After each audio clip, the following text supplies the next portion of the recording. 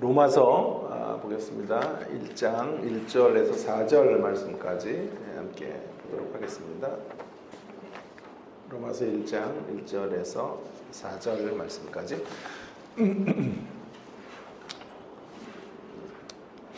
우리 한 목소리로 같이 4절까지 읽도록 하겠습니다. 예수 그리스도의 종 바울은 사도로 부르심을 받아 하나님의 복음을 위하여 택정함을 입었으니 이 복음은 하나님이 선지자들을 통하여 그의 아들에 관하여 성경에 미리 약속하신 것이라.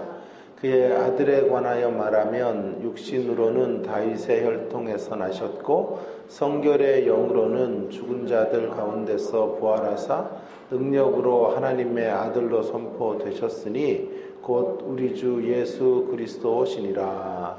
아멘. 오늘 말씀의 제목은 안고가 빈약한 찐빵처럼 이렇게 좀 잡았는데요. 뭘 염두에 두고 이런 제목을 제가 잡았을까요? 사도 바울의 복음에 대한 설명을 염두에 두고 이런 제목을 제가 쓰게 된 것입니다. 흔히 어떤 일이나 생각 등에서 중요한 것이 빠졌을 때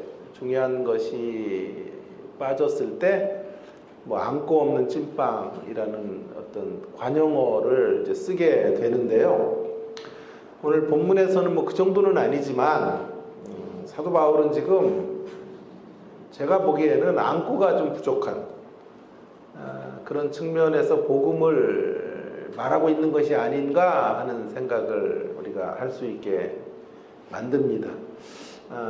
무슨 로마서의 이 가장 위대한 책에 대한 불경스러운 이런 문제제기냐 이렇게 할 수가 있을 것입니다.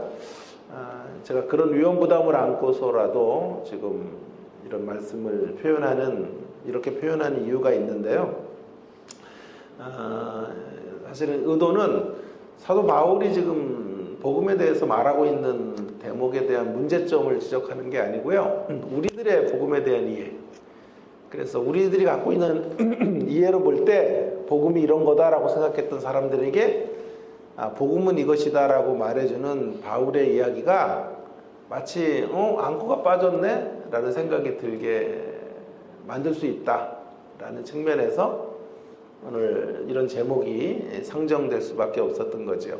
자, 그렇다면 우리들이 생각하고 있는 복음이 무언가? 우리들이 생각하는 복음은 십자가 복음이에요. 십자가 복음. 그래서 제가 서두에서 로마서를 시작하면서도 그런 서원적인 고찰들을 했는데 십자가, 속죄의 복음. 복음은 십자가로 수렴된다. 복음에 대한 가장 적절한 설명은 십자가 복음, 십자가 속죄의 복음이라고 생각을 우리가 했죠. 그래도 오늘 본문을 보세요. 오늘 본문의 복음에 대한 설명은 십자가라는 이야기가 있기는 하지만 십자가가 주가 되지 않아요. 그렇죠? 잘 한번 읽어보시라고요. 십자가를 전면으로 내세우고 있지 않다라고 하는 것을 보게 되는 거죠. 오히려 십자가보다 지금 본문에서 강조하는 건 뭡니까? 성육신이에요. 성육신.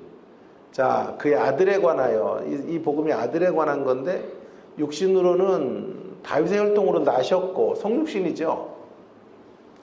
그리고 또 더 강조되는 게 4절에서 부활이에요. 부활.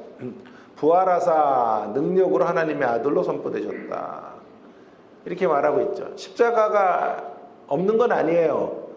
죽은 자들 가운데서 부활했다. 십자가가 있지만 십자가가 목적지가 아닌 거죠.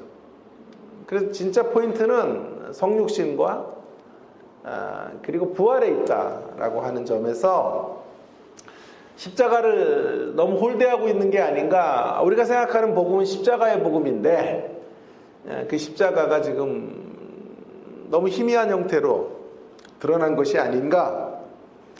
여러분, 만일 우리가 지금 이해하고 있었던 복음이 십자가의 복음이라는 이런 설명으로 우리는 인식하고 있는데 만약에 십자가의 복음이 맞다면 사실은 십자가라는 안고로 빵을 가득 채워야 돼요. 그런 찐빵이 있더군요. 제가 좀 공부를 좀 했는데 그런 찐빵이 있던데 부산 남포동 시장에 가면 시수로 찐빵이라는 찐빵이 있다 그래요. 참 설교 준비하다가 별의별 놈의 거를 다 봐요. 그래서 어쨌든 뭐라도 좀 의미 있게 만들어야 되기 때문에 고민이 많습니다. 시수로 찐빵. 우리 딸도 와 있고 그런데도요. 아유 막 제 머릿속에는 온통 본문밖에 없어요. 딸과 겉으로 놀아도 머릿속에서 작동하는 건 이제 본문의 이야기인데 시수로 찐빵이라는 것은요. 빵피가 만두피 같아요. 만두피 같이 엷어서 속이 환하게 보이는 거예요. 속에 그러니까 팥소로 범벅이 된 그리고 얇은 피로 빵을 만들어내는 거예요. 기억하시죠? 다 아시죠?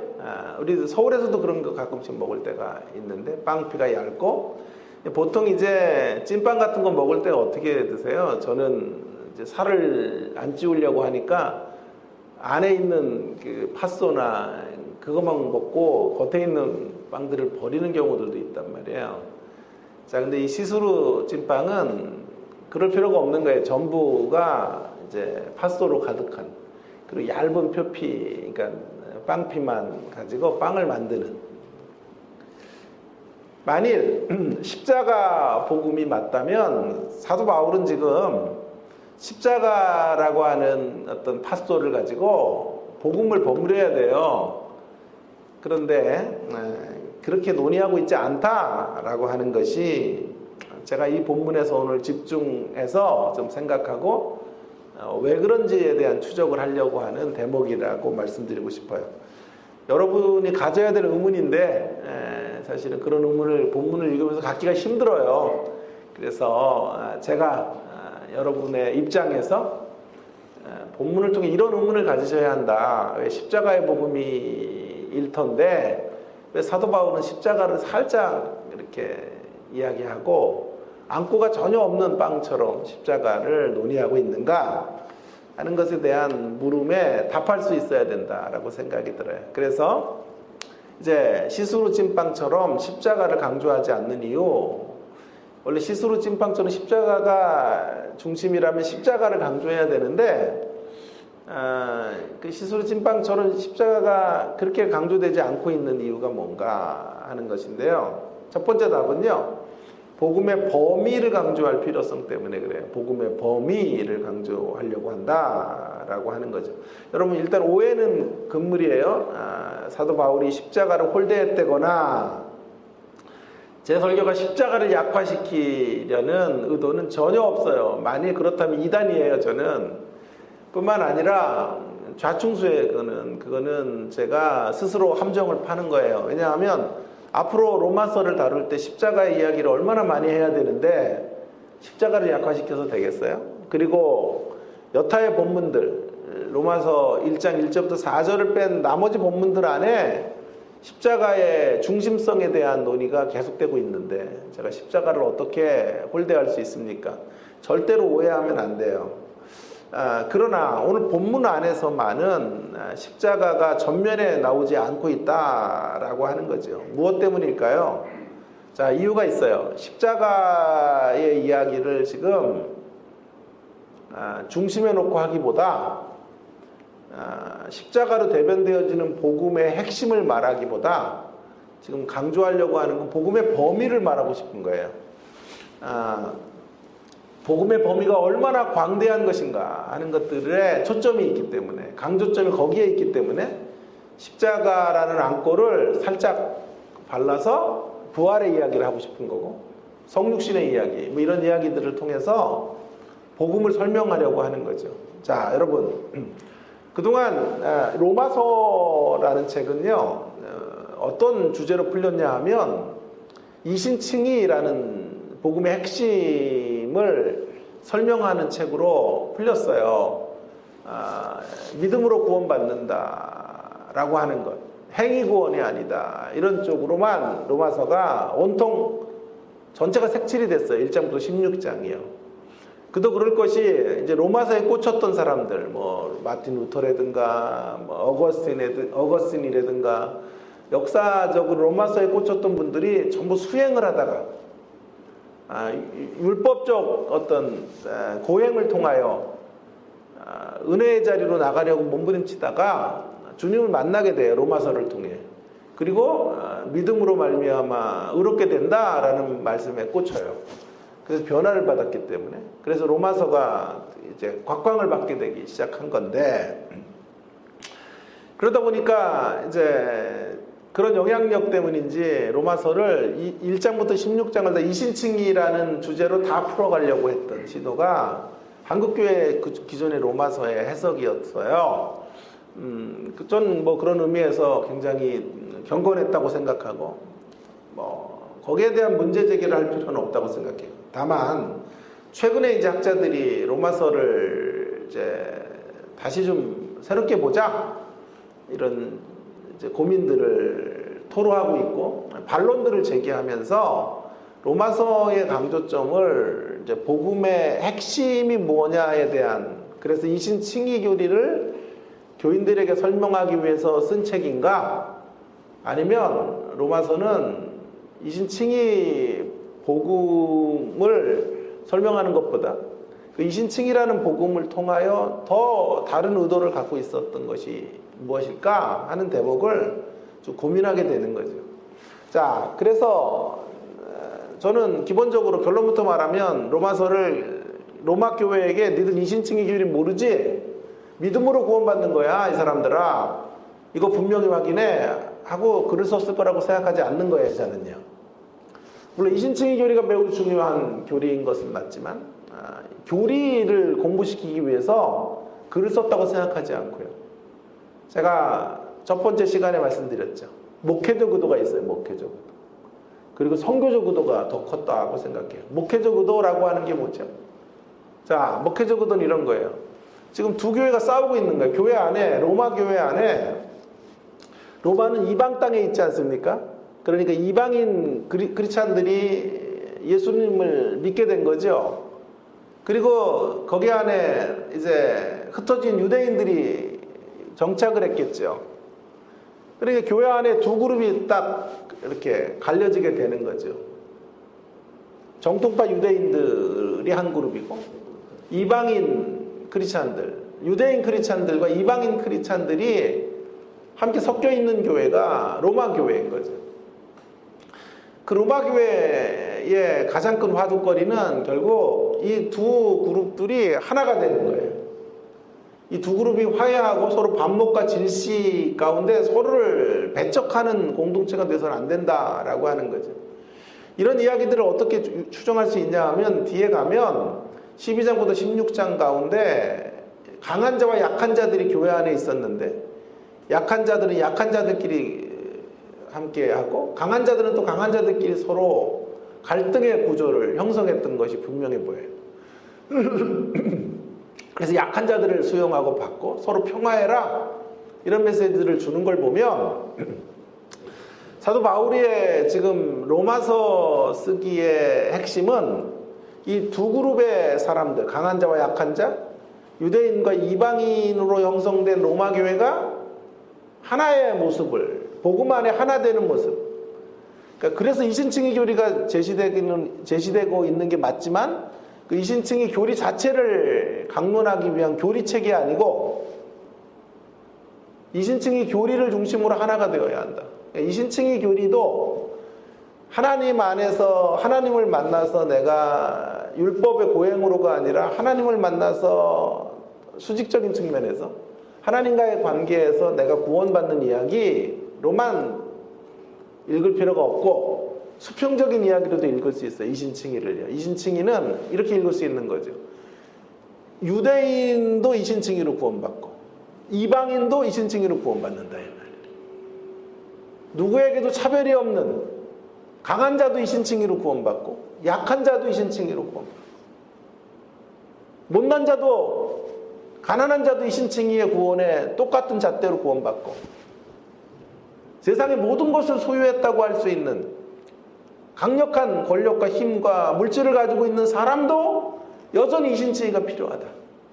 그래서 너나 나나 유대인이나 이방인이나 우리 모두는 이신칭의의 복음 안에서 하나다.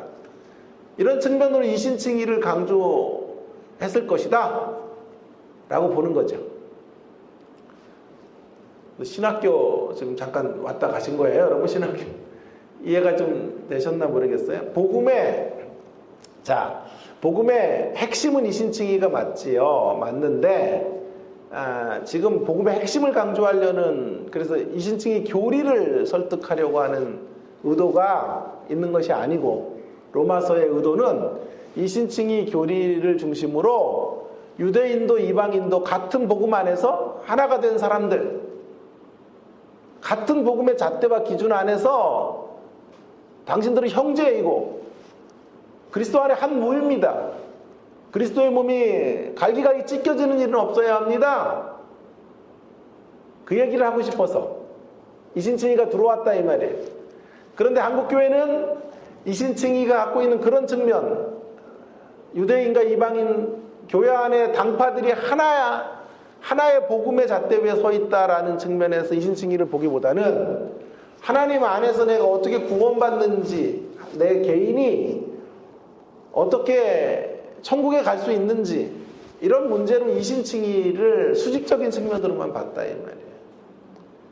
그러나 이제는 이신칭의를 어떻게 봐요? 수평적 측면으로 보면 범위가 넓어지죠. 나의 구원이 아니라 내 옆에 있는 사람의 구원, 우리의 구원, 세상의 구원, 공동체 전체가 구원받는 이야기로 확장되어지는 이야기로 로마서를 봐야 된다. 로마서는 복음을 통해서 복음의 핵심도 강조하려고 하지만 복음의 범위를 강조하려고 그래요. 복음의 범위. 복음의 범주가 이렇게 넓은 영역까지 복음은 포괄하고 있다라고 하는 것을 이야기하려는 거예요. 자, 왜 그렇게 그걸 설득해서 뭘 하려고 그러는 거예요? 그래서 로마교회가 본이 되어서 그 로마교회를 통하여 사도 바울이 진짜 꿈꿨던 건 뭐냐면 이방인 선교인 거예요. 스페인까지 가서 복음을 전하고 싶었던 거죠. 사도 바울은 이방인 선교사예요. 그의 비전은 땅끝의 복음이 임하게 되는 거예요. 그래서 그가 생각했던 땅끝은 스페인이었다고요. 로마를 거점으로 이방인 선교의 교두보가 확보되고 그 로마 교회를 통하여 스페인 선교가 이루어지기를 원했던 거예요. 그래서 교리적 진술을 하는 이유는 이런 목적성이 있는 거예요. 두 가지 목적성. 1차적으로 교회가 하나가 되고, 그 교회가 하나가 되어 하나된 교회가 덕을 끼치고 세상 가운데 좋은 소문이 나면 그 교회를 통하여 선교가 이루어지지 않겠어요? 그래서 그 선교의 원활한 어떤 선교적 사역들이 감당되어지기를, 로마 교회를 기점으로 이루어지기를 원했던 의도에서 로마서가 쓰여진 거죠. 여러분, 이방인들을 설득해요. 주변에 이방인들에게 복음을 전해요. 자, 그들에게 바른 교리를 전한다고 돌아올까요? 바른 삶의 모습을 보여줘야 돌아올까요? 세상 사람들이 우리의 교리에 그렇게 관심이 없어요. 우리가 뭘 믿는지에 대한 교리적 담론들을 가지고 설득되는 사람들이 얼마나 있을까요? 세상을 설득하는 길이 뭘까요? 우리가 보여주는, 크리스찬들이 보여주는 향기로서의 모습, 그리스도의 편지로서의 우리의 모습들이 그들 앞에 투영될 때, 아, 예수 믿는 자들은 저렇게 다른 시각으로 세상을 사는구나. 예수 믿는 자들은 저렇게 아름다운 공동체를 이루어낼 수 있구나.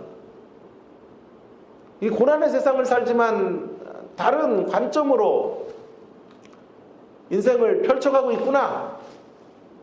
소망이 없는 세상에서 소망의 이유를 찾고 있구나. 이런 모습들이 세상 가운데 보여줘야 세상에 설득이 되지 않겠어요? 바른 교리, 이거 어디서도 못 들은 교리야. 그 교리를 마구 지식으로 전해준다고 세상이 꿈쩍이나 할까요? 아니, 절대로 그렇지 않을 거예요. 변화된 공동체의 모습이 필요한 거예요. 바른 교리를 갖고 있으면서 서로 피 터지게 싸워요. 그런 교회가 전해주는 복음, 그런 교회가 전해주는 이신칭의 교리 가지고는 어떻게 설득을 할 수 있을까요, 세상을? 세상이 뭐라 그럴까요, 그러면? 너나 잘하세요. 아니, 그렇게 위대한 복음을 갖고 있다면서 당신들의 몰골은 그게 뭐요? 세상보다 더 심각하게 싸우고 있지 않소? 그럴 수는 없다는 거죠. 그래서 이신칭의 교리를 갖고 있는 당신들, 은혜로의 구원을 알고 있는 사람들은 서로 화해해야 되고 서로 평화해야 하고 복음 안에서 복음의 근거 위에서 서로를 부둥켜 안는 공동체로 서야 합니다. 그래야 선교할 수 있습니다. 그래야 세상에 그리스도를 증거할 수 있는 사람들로 우리는 자리매김할 수 있다라는 것을 말해주려고 한 거죠.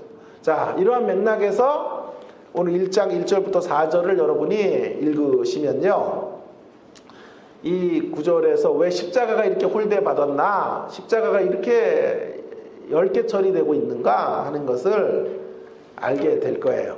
자, 그래서 지금 두 그룹이 있다 그랬죠. 유대인들은 어떤 식으로 이렇게 복음으로 나오죠? 구약 성경을 알고 있는 사람들로부터 시작해서 예수님을 만나게 되죠.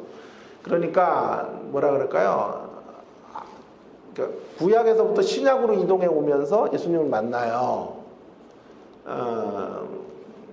그런 측면에서 앞으로 진전되어져 가는 형태로 복음 앞으로 나오고, 그러면 이방인들은 어떻게 이제 복음 앞으로 나가게 될까요? 먼저 예수님을 만나죠. 이방인들이 예수님을 만날 거 아니에요. 예수님을 만나고 그리고 구약으로 돌아가요. 유대인들은요, 구약 성경에 어릴 때부터 정통했던 사람들로 커나오다가 어느 날 그리스도를 만나는 거잖아요. 그렇죠? 그래서 구약에서 신약으로 이동해 온 거고, 이방인들은 시작해서부터 그리스도를 만나잖아요. 그리스도를 만나고 이 그리스도의 이야기는 구약에서 어떻게 되었을까? 구약으로 거슬러 올라가게 되는 형태로 가게 되는 거예요. 이 두 가지 방향이 다 있어야 되죠. 구약에서 신약으로, 신약에서 구약으로 또 뒤로 돌아가거나 앞으로 진전되어져 가는 모습이 다 필요한 신앙의 모습인데, 이 두 그룹이 갈등을 벌이게 되면 어떻게 되냐 하면 위험도 있어요. 두 그룹의 위험. 자, 이렇게 될 가능성이 있죠. 유대인들은 구약에서 신약으로 건너왔지만 여전히 구약이 중요해, 이렇게 갈 수 있을 거 아니에요. 그죠? 그런 일들이 실제로 사도행전 15장에서 벌어졌잖아요. 이방인들이 크리스찬들이 되려면 적어도 유대인들의 규례를 행해야 돼, 이렇게 간 거 아니에요. 그리고 예루살렘 공의회가 그런 문제를 해결하려고 그랬던 거잖아요. 그러니까 유대인들에게 잠재적인 위험 요소는 뭐냐 하면, 구약을 너무 또 그리스도의 비달에서 보지 못하고 구약을 너무 또 강조하면서 예수 믿은 후에도 그쪽으로 치달아갈 수 있어요. 자, 이방인 크리스찬들의 위험은 뭐예요? 이방인 크리스찬들의 위험은 신약을 강조하다가 예수님과의 만남의 사건을 강조하다가 또 구약을 놓칠 수 있단 말이에요. 그래서 잠재적으로 이 두 그룹이 굉장히 많은 갈등과 논쟁과 어떤 디테일에 있어서 차이점을 분명히 드러낼 수 있단 말이에요. 그래서 이 잠재적인 문제들을 해결해 줘야 되거든요. 도출된 문제도 있고 잠재적인 갈등 요소들이 있다고요. 그래서 사도 바울은 지금 복음을 이야기할 때 복음을 십자가로만 한정하지 않는 거예요. 복음의 범주에 대해서 이야기하는 거예요. 그래서 한번 보세요. 긴 설명을 제가 드려서 죄송한데, 자, 그래서 다시 보면요, 복음을 이렇게 설정한 1절에서부터 다시 보세요. 하나님의 복음이라고 말하는 이유가 바로 여기 있는 거예요. 예수님의 복음 자체는 기쁜 소식이잖아요. 예수님의 기쁜 소식이지만 그 앞에 수식어를 하나님의 복음이라고 말씀하고 있는 거죠. 하나님의 복음이라고 말하면서 2절에서는 이 복음은 하나님의 선지자들을 통하여 주신 복음, 구약 성경에서 확보된 복음. 여러분, 복음의 범위가 예수님이 십자가에서 죽으신 이야기가 복음이 핵심인 건 맞지만 거기가 달랑 복음이 아니에요. 복음은 구약에서부터 시작됐어요. 구약도 복음이에요. 구약에서 확보된 구속 이야기가 있어요. 구원 이야기가 이미 구약에서부터 있었다. 물론 희미한 형태였지만 구약에서 구약을 놓친 채 신약으로 넘어올 수 없다는 걸 얘기하는 거예요. 선지자들을 통해 약속하신 복음, 구약 성경이 복음이에요. 자, 뿐만 아니라 이 복음은 아들에 관하여 성경에 약속하신 거예요. 아들에 대한 이야기예요. 아들이 복음이에요. 하나님의 복음이고 구약에서부터 약속된 복음이고 또 아들의 복음이 아들의 복음. 근데 그 아들에 관하여 설명할 때 십자가는 많이 없어요. 아들에 대해서 뭘 설명하고 있죠? 3절에 보세요. 아들에 대하여, 그의 아들에 관하여 말하면 먼저 육신으로는 다윗의 혈통으로 나셨고 인카네이션, 성육신이에요. 성육신.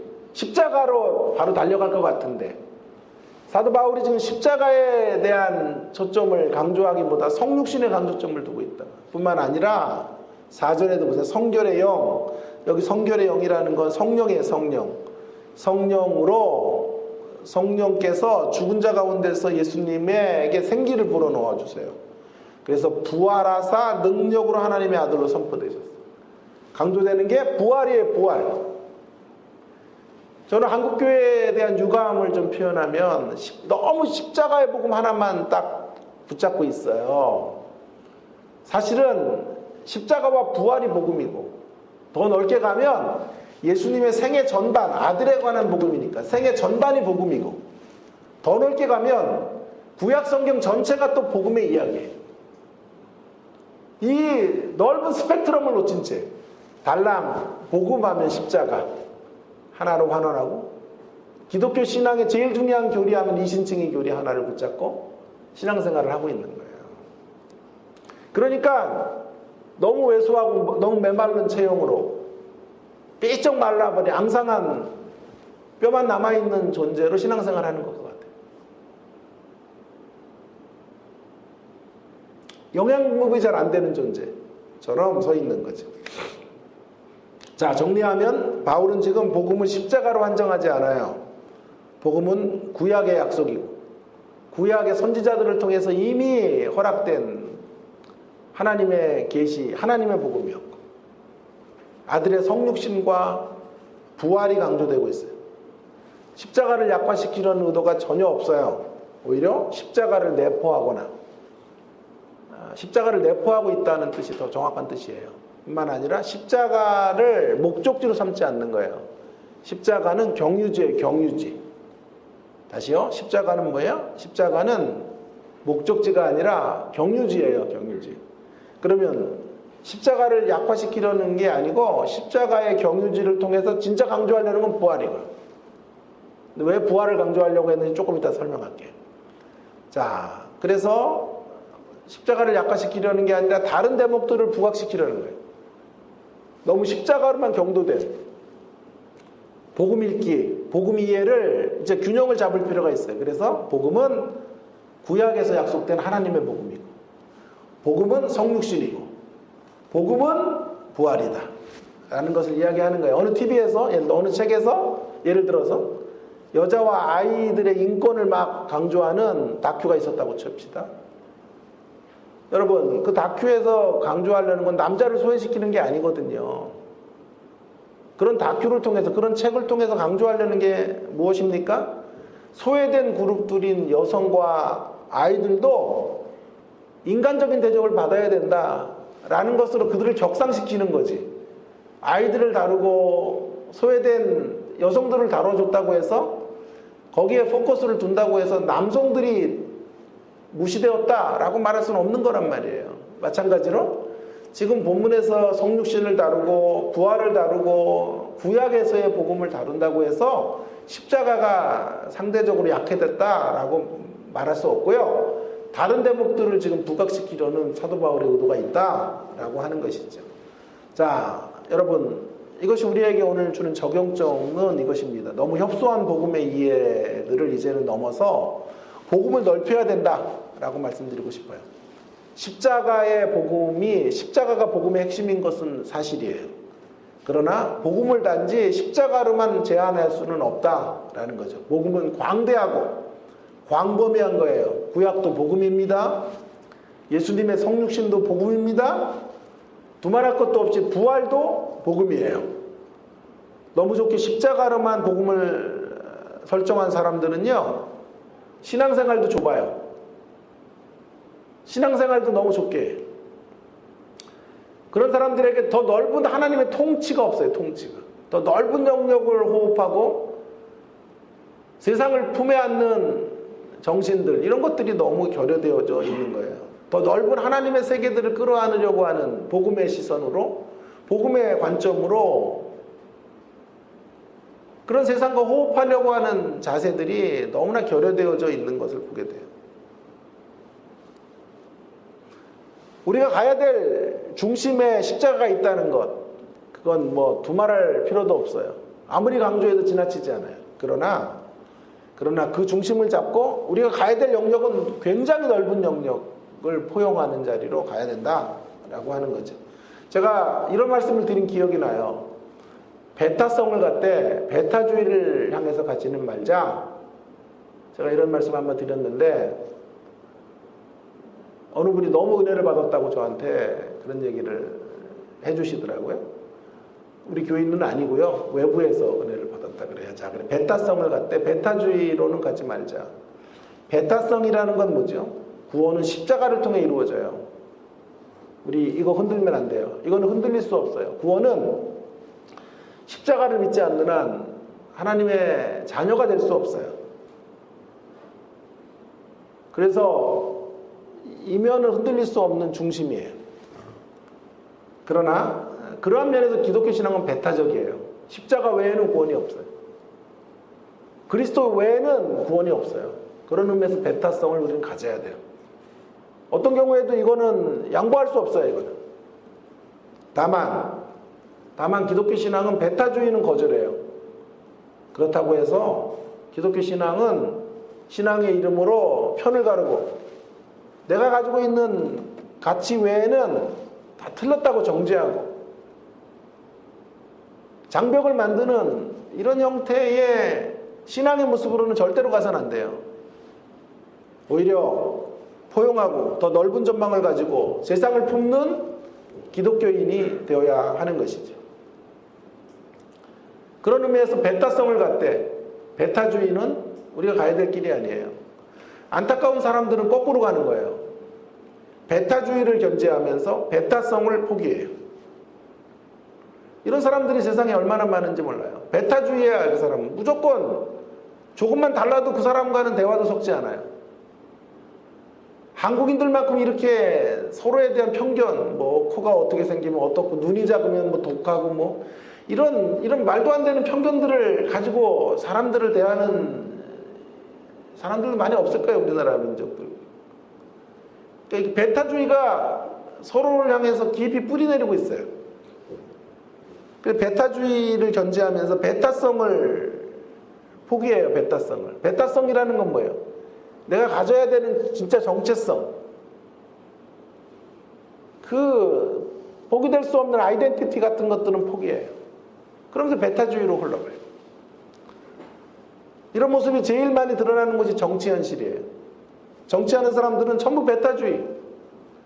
배타성을 가져야 되는데 배타성은 없고 배타주의를 가지고 배타성을 포기해요. 배타성이라는 거예요. 정치하는 이들로 품격을 가져야 돼요. 인격을 가져야 돼요. 부정한데 손대지 말아야 돼요. 이권과 자기 명분을 챙기기 위하여 자기 권한을 사용하지 않아야 돼요. 그런 걸 지켜가는 게 배타성이에요. 그래서 그런 거는 다 포기한 채 배타주의로 가요. 서로를 배타하는 거, 서로를 평가하는 것밖에 안 해요. 거기다가 제가 제일 싫어하는 모습은 거기가 플러스 위선이 들어가, 위선까지.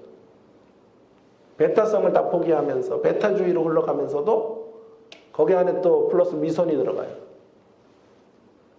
내로남불의 위선까지 가미된 모습으로 정치하고 있는 사람들을 보다 보면요, 비위가 너무 상해요. 여러분, 우리는 인간으로서 지켜야 될 도리는 물러설 수 없어요. 그런 측면에서 배타성을 가져야 돼. 그러나 사람을 포용하고 상대의 주장을 경청하고 다른 이들과 열린 토론을 할 수 있는 측면에서 우리는 배타성을 갖되 배타주의를 배격해야 되는 사람들이에요. 그래서 오늘 본문에서 사도 바울은 배타성은 갖되 배타주의는 없다. 복음은 넓은 것이다. 복음은 구약을 포괄해야 되고 복음은 예수님의 생애 전반이 복음이고 복음은 부활이다.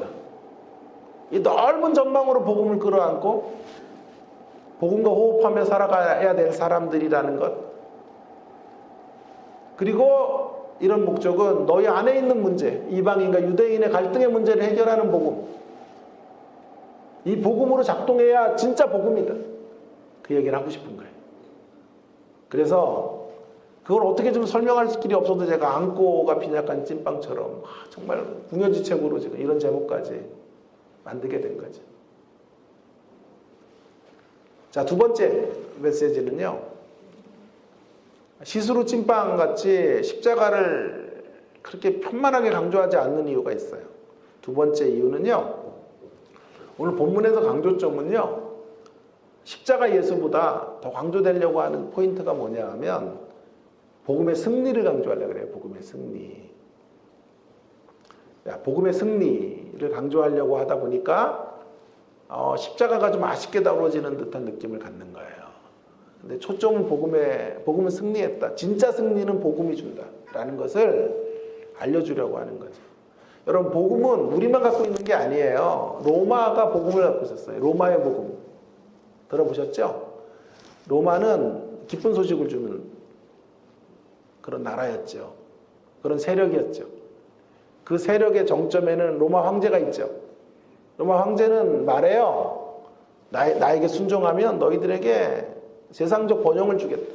힘을 주겠다. 권력을 주겠다. 부와 명예를 한 손에 거머쥘 수 있게 하겠다라는 기쁜 소식을 전해 주었어요. 자, 사도 바울은 이제 글을 쓰는 서두에서 로마의 복음을 염두에 두면서 황제의 복음이죠. 황제의 복음. 황제가 줄 수 있는 것과 기독교 복음이 줄 수 있는 것이 얼마나 질적인 차이가 있는지를 말해주려고 했던 거예요. 이해되시죠? 얼마나 질적으로 다른 차별성을 갖고 있는 복음을 우리가 갖고 있는가. 황제의 복음이 줄 수 없는 것을 아들의 복음이 줄 수 있다는 사실, 하나님 나라의 복음이 줄 수 있다는 것을 말하려고 한 거죠. 그래서 두 가지, 첫째가 질적인 차이, 차별성 하나는요, 질적으로 다른 승리의 복음이다 라고 하는 것을 알려주려고 하는 거죠. 로마 황제가 주는 복음, 로마가 주는 복음, 기쁜 소식은 여러분 어디에 갇혀 있죠?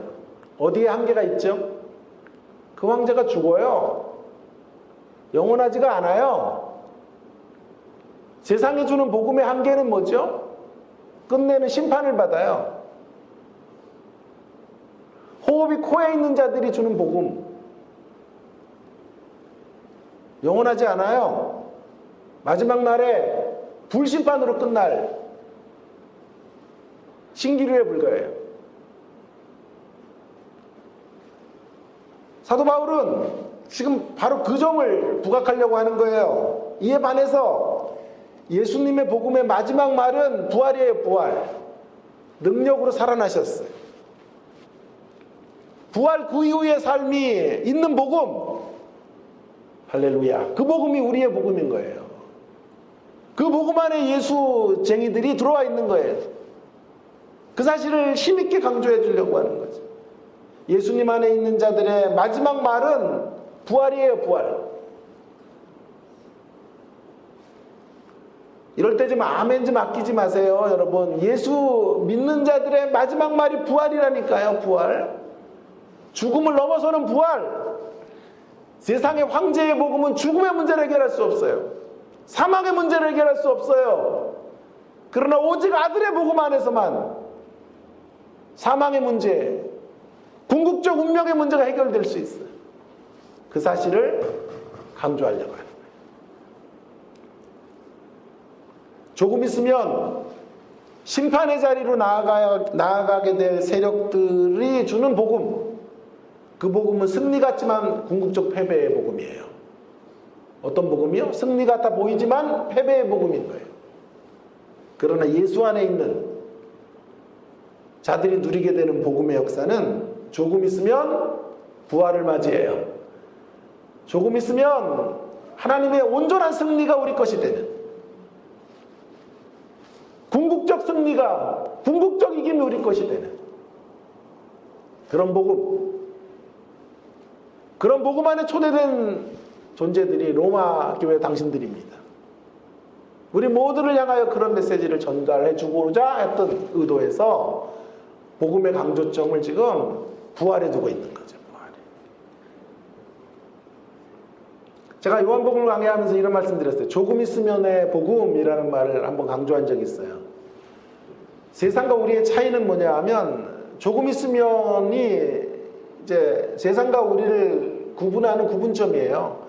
지금은 잘 안 보여요. 여기서는 세상과 우리가 똑같아 보여요. 그러나 조금 있으면 판명돼요. 조금 있으면 우리 모두 육신을 먹고 죽음을 맞이해야 돼요. 그때 조금 있으면 심판이 주어지는 사람이 있고, 조금 있으면 부활 생명이 주어지는 사람이 있고, 영원한 하늘 보좌가 주어지는 사람이 있다. 진짜 복음이 뭐냐고요. 복음. 조금 있으면의 복음이에요. 조금 있으면의. 조금 있으면 심판을 맞이하는데 지금 누리는 기쁜 일들이 무슨 의미가 있냐고요. 조금 있으면 멸망으로 가는데 그 멸망으로 가는 그 자리 안에서 1등간에 타 있으면 그게 무슨 의미가 있어요. 아무런 쓰잘데기 없는 작업들인 거죠. 그러나 우리에게는 소망이 있는 거죠. 조금 있으면 영생이 있고, 조금 있으면 주님을 만나고, 조금 있으면 부활에 이르고, 조금 있으면 새하늘과 새 땅이 우리 것이 되는, 그 조금 있으면의 복음 안에 들어온 자들이 우리들이에요. 그렇기 때문에 우리는 조금 있으면의 관점으로 오늘을 보는 거예요. 오늘 우리의 삶이 곤고해도요, 우리가 웃을 수 있는 이유는 조금 있으면 만나게 될 하나님의 승리가 있기 때문에, 회복이 있기 때문에, 부활이 있기 때문에, 주님과 온전히 하나 되는 그 놀라운 친밀한 코이노니아의 교제가 있기 때문에 우리는 오늘을 해석하고 오늘을 새로운 관점으로 이해하고 이 현실을 딛고 일어서는 하나님의 사람들로 서게 될 줄로 믿습니다. 자, 바로 그런 이야기를 하려고 하는 거예요. 황제의 복음을 추종하는 자들은 조금 있으면 심판을 맞이할 자들로 오늘을 살고 있는 자들에 불과하다.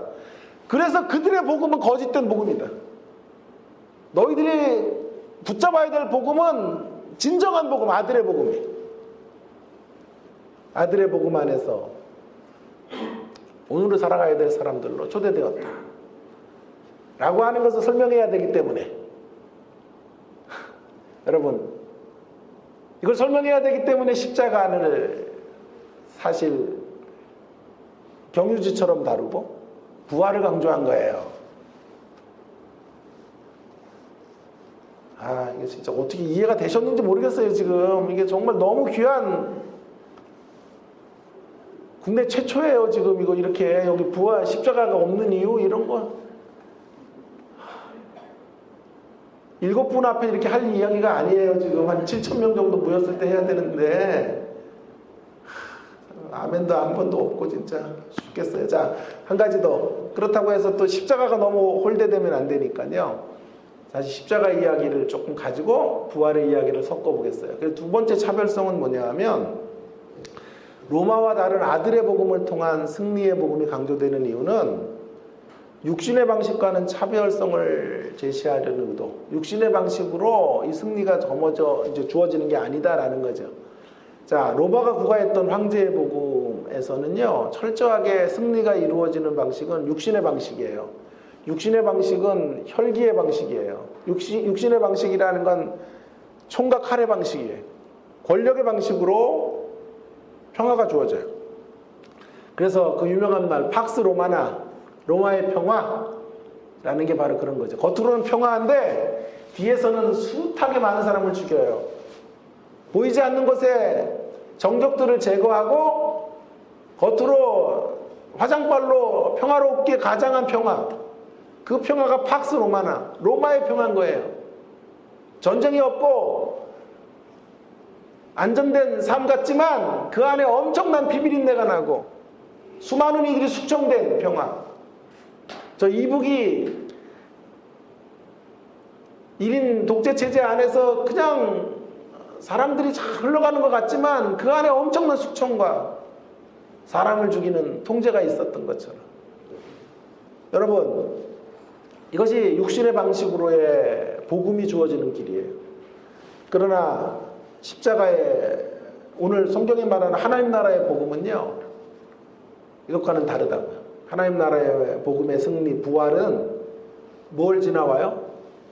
성육신을 지나오고 3절에 혈통으로 나셨고 4절에 죽은 자 가운데서 부활하사 십자가를 지나오는 거예요. 그러니까 성육신과 자기 희생의 길, 자기 내어줌의 방식으로 이 땅에 오신 성육신을 지나고 뭘 지나요? 죽음을 지나온 승리. 이 승리의 방식으로 이겨야 진짜 이기는 거예요. 그래서 세상과는 차별화된 복음의 이야기인 거예요. 복음의 승리인 거예요. 총과 칼의 승리가 아니에요. 힘으로 상대를 제압하는, 내가 정권을 잡아서 정치적인 정적들을 제거하는 방식의 혁명의 방식의 복음의 승리가 아니고 자기 희생의 방식을 통하여 자기를 내어주는 방식을 통해서 방점은 부활했다 라는 것을 강조함으로써 우리가 어떻게 세상을 이겨가야 되는지를 알려주고자 한 거죠. 그래서 십자가를 경유지로 삼고 강조점을 어디에 둬요? 부활에 두는 복음에 대한 설명을 하고 있는 거죠. 이것이 우리가 가야 될 부활 승리, 복음의 능력인 거예요. 우리도 여러분 로마를 이겨야 돼요. 우리도 세상을 정복해야 돼요. 이기되 전혀 다른 방식으로 세상을 이겨야 합니다. 세상을 이기되 세상 사람처럼 세상을 이겨서는 안 돼요. 이스라엘이 왕을 요구했죠. 사무엘 때. 사사시대가 종결되고 왕권 시대가 도래하게 되는데 왕을 요구한 건 문제가 되지 않아요. 그런데 그들의 간구 가운데 문제가 되는 대목은 이런 대목이에요. 세상 나라처럼 되고 싶어서 왕을 요구하는 거예요. 제가 그때 이런 설명을 드렸어요. 세상 나라에서 잘 되는 것은 귀한 거예요. 그러나 세상 나라처럼 잘 되는 건 악한 거예요. 그래서 왕권 제도가 타락하게 되는 거예요. 그들의 갈망이 세상 나라처럼 잘 되는 거기 때문에. 세상 사람처럼 잘 되는 것은 우리의 꿈이 아니에요. 세상에서 잘 되는 게 우리의 꿈이에요. 세상 나라처럼 잘 되고 세상 나라 사람처럼 잘 되려면 타락해야 돼요. 죄에 우리의 손을 더럽혀야 돼요. 그러나 세상에서 잘 되는 방식은 크리스찬으로도 얼마든지 이룰 수 있어요. 삼손을 생각해 봅니다. 삼손은 세상에서 잘 돼야 되는 사람이에요. 그래서 능력을 한없이 부어주셨어요. 그런데 삼손은 어디로 갔어요? 세상 사람처럼 잘 되고 싶었어요. 그래서 타락하게 된 거예요. 저는 삼손의 이야기를 하면서 이런 기도를 꼭 드려야 된다라고 말씀드렸어요. 제가 자주 우리 딸을 놓고도 기도하는 기도 제목이에요. 삼손 같은 삼손.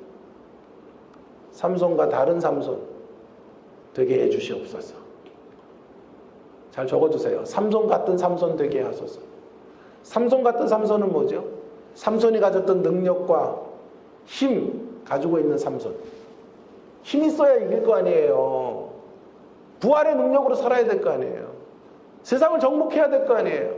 그러니까 삼손 같은 삼손으로 서게 해주십시오. 잘 오셨어요. 이거 마지막 말 들으면 돼, 우리 집사님. 자, 삼손 같은 삼손 되게 해주세요. 그러나 또 하나의 기도는 삼손과 다른 삼손.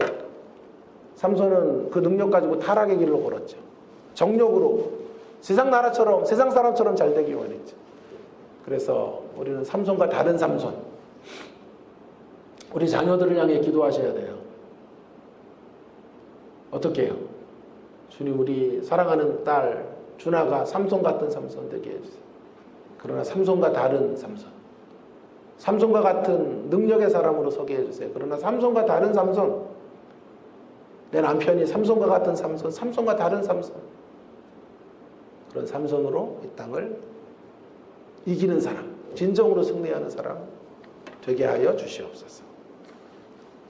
이것이 오늘 제가 여러분에게 전하고 싶은 메시지인 거예요. 결론이에요. 여러분, 오늘 메시지는 십자가가 약화되어 있는 듯 느껴져요. 십자가로 번복되어져 있는 시수로 떡과 같은 그런 찐빵과 같이 설명하고 있지 않아요. 이유는 십자가를 저버린 것이 아니라 우리를 향해 저 넓은 스펙트럼, 복음의 넓은 스펙트럼으로 살라. 복음의 범위를 아는 자들로 살아가라.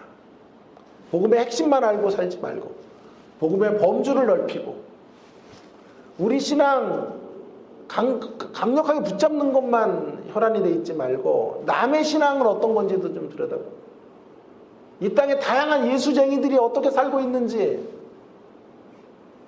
그들과 대화할 줄 아는 열린 마음들을 가져야 된다라고 하는 것. 신앙인의 그릇을 넓혀야 된다.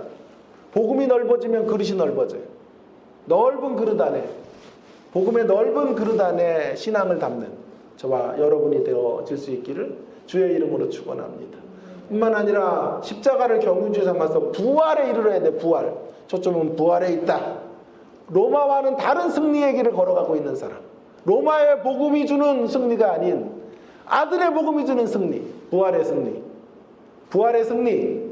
그 부활의 승리를 다른 방식으로, 힘의 방식으로가 아닌, 육신의 방식으로가 아닌 하나님 나라의 관점의 방식, 아들의 자기를 내어주는 희생의 방식을 따라서 그 부활에 이르고 부활의 능력을 드러내는 진정한 승리를 나타내는 삼손과 같은 삼손, 삼손과 다른 삼손으로 이 땅을 살아가는, 그래서 진정한 의미의 이기는 자, 진정한 의미의 승리자로 우뚝 서시는 주님의 십자가교회 모든 성도님들 되시기를 주님의 이름으로 축원합니다. 기도하겠습니다. 통성으로 함께 기도하고, 오늘 제가 목이 쉬도록 강조했어요. 우리의 복음이 어떤 건지, 복음의 범위를 넓혀서 넓은 범위 안에 도량이 큰 크리스찬으로 우리가 이 땅을 살아가야 하고,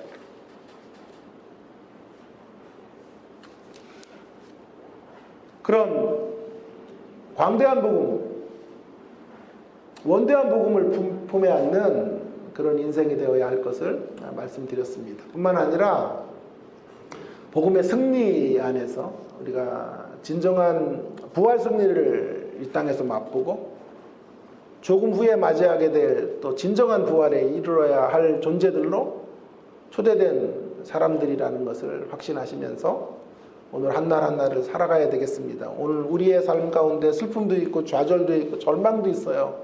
아픔도 있어요. 해결되지 않은 문제들도 있어요. 그러나 정말 중요한 건 조금 있으면 부활이 우리를 기다리고 있고 참된 승리가 우리 가운데 실상으로 다가오게 될 거예요.